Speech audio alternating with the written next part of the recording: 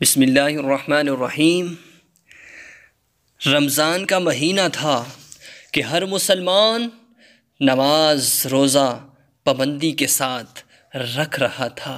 हर मुसलमान अपनी इबादत में लगन था कि एक शख्स हज़रत इमाम अली अलैहिस्सलाम की खिदमत में आया, अर्ज़ करने लगा, ए अमीरुल मोमिनीन, मुझे कोई ऐसा ख़ास अमल बता दीजिए कि मैं बीमारियों से महफूज रहूं, मैं मुश्किलात से महफूज रहूं, मेरे पास कभी बीमारी ना आए। तो हज़रत इमाम अली अलैहिस्सलाम ने फरमाया कि ए बंदे खुदा, जब माह रमज़ानुल मुबारक में तू रोज़ा रखे और माह रमज़ानुल मुबारक में जब तू अफ्तार के लिए तैयार हो तो अफ्तार के वक़्त नीम गर्म पानी का इस्तेमाल कर।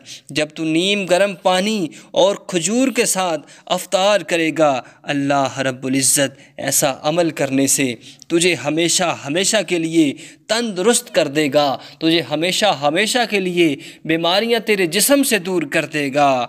ये बहुत ही अच्छा और ख़ास अमल है जो हज़रत अली मुर्तज़ा शेर खुदा रज़ियल्लाहु ताला अन्हु ने एक अपने ग़ुलाम को बताया कि नीम गर्म पानी के साथ अफ्तार करो और उसके साथ खजूर का इस्तेमाल करो कि अगर ऐसा करोगे तो हमेशा तुम्हारा जिस्म तंदुरुस्त और तवाना रहेगा, कभी बीमारी तेरे करीब नहीं आएगी, हमेशा अल्लाह रब्बुल इज़्ज़त तुझे बीमारियों से महफूज रखेगा।